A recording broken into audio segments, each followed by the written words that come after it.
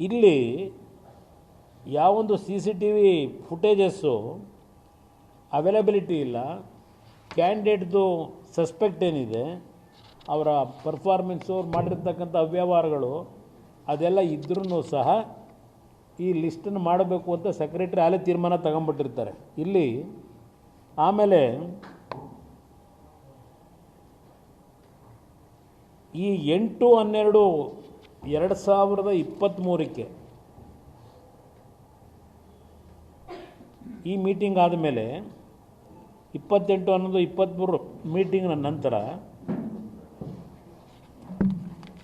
8/12/23 ಮತ್ತೆ ಏನು ಮಾಡ್ತಾರೆ ಮೀಟಿಂಗ್ನಲ್ಲಿ, ಇದ್ರ ಬಗ್ಗೆ ಎನ್ಕ್ವೈರಿ ಮಾಡಲಿಕ್ಕೆ ಅಂತೇಳಿ 3 ಜನ ಮೆಂಬರ್ದು ಸಬ್ ಕಮಿಟಿ ಮಾಡ್ತಾರೆ. ಕಮಿಷನ್ನಲ್ಲಿ 3 ಜನ ಮೆಂಬರ್ದು ಸಬ್ ಕಮಿಟಿ ಮಾಡಿ, ಈ ಸಬ್ ಕಮಿಟಿಯವರು 13/12/2023 ಹಾಗೂ 20/12/2023 2 ಮೀಟಿಂಗ್ ಮಾಡ್ತಾರೆ. 2 ಮೀಟಿಂಗ್ ಮಾಡಿದ ಮೇಲೆ ಇಲ್ಲಿ ಅಭ್ಯರ್ಥಿಗಳು ಸಲ್ಲಿಸಿರುವ ಆನ್ಲೈನ್ ಅರ್ಜಿ ಮತ್ತು ಪ್ರವೇಶ ಪತ್ರದೊಂದಿಗೆ ಫೇಸ್ ರೆಕಗ್ನಿಷನ್ ಡೇಟಾ ಪರಿಶೀಲಿಸಿ ತಾಳೆ ಮಾಡಲಾಗಿರುತ್ತದೆ. ಆದರೆ CC ಕ್ಯಾಮ್ರಾ ಫುಟೇಜ್ ಲಭ್ಯವಾಗದೇ ಇರುವ ಅಭ್ಯರ್ಥಿಗಳ ವಿವರ ಈ ಕೆಳಗಂಟಿದಂತೆ ಎಲ್ಲ ಒಂದು ರಿಪೋರ್ಟ್ ಮಾಡ್ತಾರೆ. ಈ 3 ಮೆಂಬರ್ ಕಮಿಟಿ ಇದೆಯಲ್ಲ, ಅವರಿಗೆ ಅವತ್ತಿನ ಸೆಕ್ರೆಟ್ರಿ ಕೋಆಪ್ರೇಷನ್ ಕೊಡಲ್ಲ. 2 ಮೀಟಿಂಗ್ ಮಾಡಿರ್ತಾರೆ, ಅವ್ರಿಗೆ ಏನೇನು ಡಾಕ್ಯುಮೆಂಟ್ ಬೇಕು ಕಮಿಟಿ ಮುಂದೆ ಇಡಬೇಕು ಅಂತ ಹೇಳ್ತಾರೆ. ಇದು ಯಾವುದನ್ನು ಇಡೋದಕ್ಕೆ ಅವ್ರಿಗೆ ಕೋಆಪ್ರೇಷನ್ ಕೊಡಲ್ಲ. ಈ ಕೋಆಪ್ರೇಷನ್ ಕೊಡಲಿಲ್ಲ ಅಂತ ಹೇಳಿ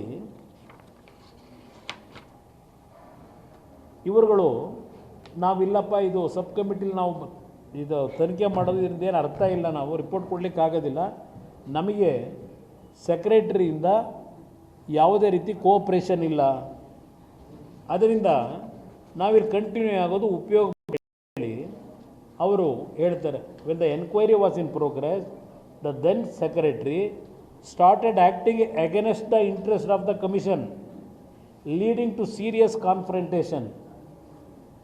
In view of the indifferent attitude of the secretary, the members of subcommittee informed the chairperson about their non-willingness to participate in the meetings till the secretary obeys, implement the decisions of the commission ಅಂದರು.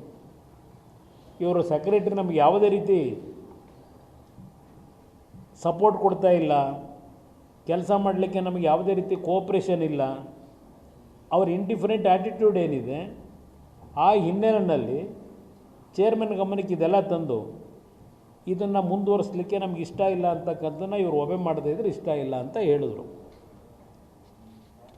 ಅದಾದಮೇಲೆ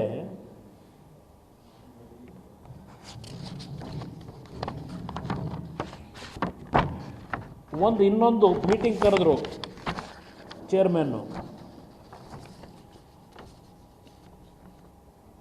ಅಲ್ಲಿ ಕರೆದು 31/1/2024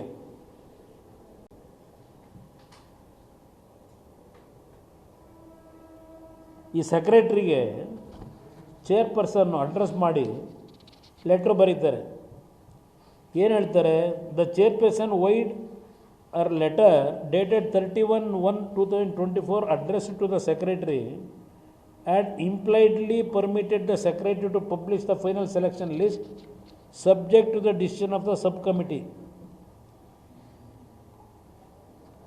ಈ ಒಂದು sub committee report ತಗೊಂಡ ನಂತರ subject to decision ಅಂತ ಹೇಳ್ತಾರೆ.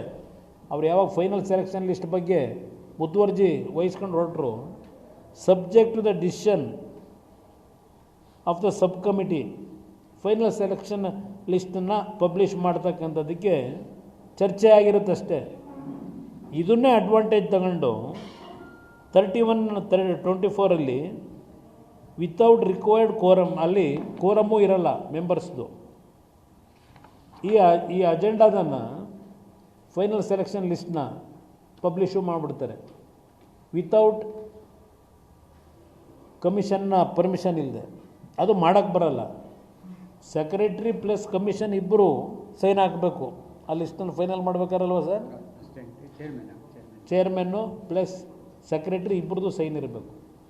Without the permission of the chairman ಈ ಅಮ್ಮನೆ ಸೈನ್ ಅದು ಆ ಸೆಕ್ರೆಟ್ರಿ ಸೈನಾಗಿ ಕಳಿಸ್ತಾರೆ. ಇಲ್ಲೇನು ಹೇಳ್ತಾರೆ ಸೆಲೆಕ್ಷನ್ಲಿ, the set meeting of the commission was conducted by excluding the chairman. That secretary acted in haste and forward the final selection list to the government for further action without getting approval of the commission. ಕಮಿಷನ್ನ ಅಪ್ರೂವಲ್ಲೇ ಇಲ್ಲದೆ secretary ಗೌರ್ಮೆಂಟಿಗೆ ಕಳಿಸಾಯಿತು. ಅದನ್ನು chief secretary ಕಳಿಸಿದ್ರು. Then chief ಸೆಕ್ರೆಟ್ರಿಗೆ ಈ illegal action taken by the secretary ಇದೆಯಲ್ಲ,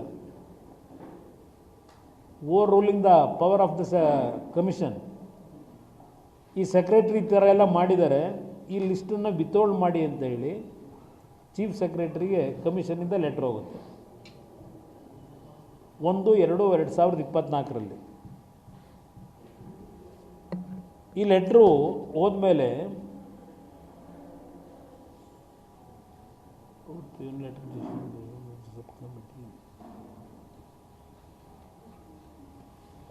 ಇದನ್ನು ಏನು 1/2/24 ಈ ಸಬ್ ಕಮಿಟಿ ಇನ್ನೊಂದು ಮಾಡಿರ್ತಾರಲ್ಲ, ಅವರು ಲೆಟ್ರ್ ಬರೀತಾರೆ ಚೇರ್ಮನ್ಗೆ, ವಿತೌಟ್ ಸಬ್ ಕಮಿಟಿ ರಿಪೋರ್ಟು, ಚೇರ್ಮನ್ನ ಪರ್ಮಿಷನ್ ಇಲ್ಲದೆ ಫೈನಲ್ ಸೆಲೆಕ್ಷನ್ ಲಿಸ್ಟ್ನ ಕಳಿಸಿರ್ತಕ್ಕಂಥದ್ದು ನಮ್ಮ ನಾಲೆಡ್ಜಿಗೆ ಬಂದಿದೆ ಅಂಥೇಳಿ ಲೆಟ್ರು ಬರೆದ್ರು ಸಬ್ ಕಮಿಟಿಯವರು. ಅಲ್ಲಿ ಕಮಿಷನರ್ ಏನಿರ್ತಾರೆ ನಿಮ್ಮ ಚೇರ್ಮನ್ನು ಸೆಕ್ರೆಟ್ರಿ ಚೀಫ್ ಸೆಕ್ರೆಟ್ರಿಗೆ ಬರೀತಾರೆ ಒಂದು ಲೆಟ್ರನ್ನ, ಇದನ್ನು ವಿತರಣೆ ಮಾಡಿ ಅಪ್ರೂವ್ ಮಾಡಬೇಡಿ ಅಂತೇಳಿ ಸೆಲೆಕ್ಷನ್ ಲಿಸ್ಟ್ನ. ಇಲ್ಲಿ ಈ ಸಬ್ ಕಮಿಟಿನಲ್ಲಿ ಇದೇನು ಲೂಪ್ ಹೋಲ್ಸ್ಗಳಿದೆ ಇದೆಲ್ಲ 15/3/24 15/3/24 ಫಸ್ಟ್ ಮೀಟಿಂಗ್ ಏನು ಆಗುತ್ತೆ, ಈ 19/3/24 ಈ ಸಬ್ ಕಮಿಟಿಯವರು carbon copies OMR from candidates ಇದನ್ನೆಲ್ಲ ಎನ್ಕ್ವೈರಿ ಮಾಡ್ತಾರೆ.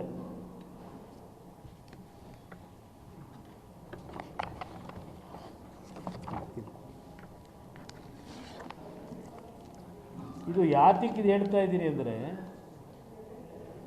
ಈ KIT ಬಗ್ಗೆ ಹೇಳ್ತಾರಲ್ಲ, ನೆನ್ನೆ ನಮ್ಮ ಗ್ರೇಟ್ ಹೋಮ್ ಮಿನಿಸ್ಟ್ರು KIT ಇವೆಲ್ಲ ನನಗೆ ಪವರ್ ಇದ್ಬಿಟ್ಟಿದೆ ಎಲ್ಲ ತೆಗೆದು ಎಷ್ಟು ಬಿಟ್ಟಿವೆ ಅಂತೇಳಿ. ಇಲ್ಲಿ ಕರ್ನಾಟಕ ಲೋಕಸೇವಾ ಆಯೋಗದವರು 16/3/24 ನಡೆದಂಥ ಸಭೆಯಲ್ಲಿ 24 ಅಭ್ಯರ್ಥಿಗಳ OMR ಉತ್ತರ ಪತ್ರಿಕೆ ಅಭ್ಯರ್ಥಿಯ ಪ್ರತಿ ಅಂದರೆ ಕಾರ್ಬನ್ ಕಾಪಿಯನ್ನು ಪರಿಶೀಲಿಸುವ ಅಗತ್ಯತೆ ಇರುತ್ತದೆ. ಆಯೋಗವು ಅಭ್ಯರ್ಥಿಗಳಿಗೆ ನೀಡುವ ಪ್ರವೇಶ ಪತ್ರ ಹಾಗೂ ಪ್ರಶ್ನೆ ಪತ್ರಿಕೆಯಲ್ಲಿ ಅಭ್ಯರ್ಥಿಯ ಕಾರ್ಬನ್ ರಹಿತ OMR ಉತ್ತರ ಹಳೆಯ ಪ್ರತಿ ಅಂತಿಮ ಆಯ್ಕೆ ಪಟ್ಟಿ ಪ್ರಕಟಿಸುವವರೆಗೂ ಜೋಪಾನವಾಗಿ ಸಂರಕ್ಷಿಸಿಟ್ಟುಕೊಳ್ಳಬೇಕು ಮತ್ತು ಆಯೋಗವು ಯಾವುದೇ ಸಂದರ್ಭದಲ್ಲಿ ಹಾಜರುಪಡಿಸಲು ಸೂಚಿಸಿದ್ದಲ್ಲಿ ತಪ್ಪದೇ ಅದೇ ಪ್ರತಿಯನ್ನು ಹಾಜರಿಸತಕ್ಕದ್ದು ಎಂದು ಸೂಚನೆಯನ್ನು ನೀಡಲಾಗಿರುತ್ತದೆ. ಯಾವ ಮೀಟಿಂಗ್ನಲ್ಲಿ? 16/3/24 15/3/24. ದೆನ್ ಈ ಕಾರ್ಬನ್ ಶೀಟೆಲ್ಲ ತಗೊಳ್ಳೋದಕ್ಕೆ ಇದು ಮಾಡ್ತಾರಲ್ಲ, ದೆನ್ ಅವ್ರು ಏನಾಗುತ್ತೆ 21/3/24 24 ಕ್ಯಾಂಡಿಡೇಟು ಇರ್ತಾರಲ್ಲ, ಅದರಲ್ಲಿ 20 ಜನ ಅಟೆಂಡ್ ಮಾಡ್ತಾರೆ. ಕರೆದಾಗ ಸಬ್ ಕಮಿಟಿಯವರು ಕರೀತಾರೆ 24 ಜನ. 24ರಲ್ಲಿ 20 ಜನ ಅಟೆಂಡ್ ಮಾಡಿದ್ರು, 4 ಜನ ಬರಲ್ಲ. ಇದಾದ ಮೇಲೆ ಏನಾಗುತ್ತೆ, ಇದನ್ನೆಲ್ಲ ಅವರು ಪರೀಕ್ಷೆ ಮಾಡಿದ OMR ಕಾರ್ಬನ್ ಕಾಪಿ ಎಲ್ಲ 25/3/24 they decided to refer this all material to scientific ಇನ್ವೆಸ್ಟಿಗೇಷನ್ಗೆ. OMR ಶೀಟ್ ಇರ್ಬೋದು, ಕಾರ್ಬನ್ ಕಾಪಿ ಇರ್ಬೋದು, ಇದನ್ನೆಲ್ಲ ಫೊರೆನ್ಸಿಕ್ಗೆ ಸೈಂಟಿಫಿಕ್ ಇದಕ್ಕೆ ಕಳಿಸ್ತಾರೆ ಇನ್ವೆಸ್ಟಿಗೇಷನ್ಗೆ.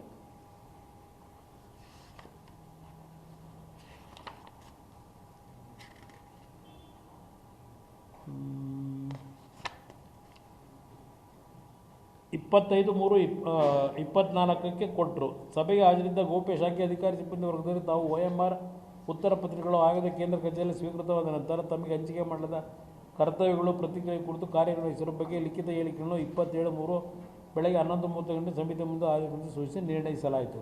CCTV ದೃಶ್ಯಗಳನ್ನು ಪರಿವೀಕ್ಷಣೆ ಮಾಡಲಾಗಿದ್ದು ಕೆಲವೊಂದು ನ್ಯೂನತೆಯನ್ನು ಕಂಡು ಬಂದಿರುತ್ತದೆ. ಈ ನ್ಯೂನತೆಗಳ ಬಗ್ಗೆ ವೈಜ್ಞಾನಿಕ ಪರೀಕ್ಷೆಗೆ ಒಳಪಡಿಸಿ ಮತ್ತು ತಜ್ಞರ ವರದಿ ಪಡೆಯುವುದು ಸೂಕ್ತವೆಂದು ಸಮಿತಿಯು ಅಭಿಪ್ರಾಯಪಟ್ಟಿರುವುದರಿಂದ ಸದರಿ ವಿಷಯದ ಕುರಿತು ಚರ್ಚಿಸಿ ತೀರ್ಮಾನಿಸಲು ಸದರಿ ವಿಷಯವನ್ನು 26/3/24 ನಡೆಯಲು ಆಯೋಗದ ಸಭೆ ಮಂಡಿಸಲು ಪತ್ರ ಬರೆದರು.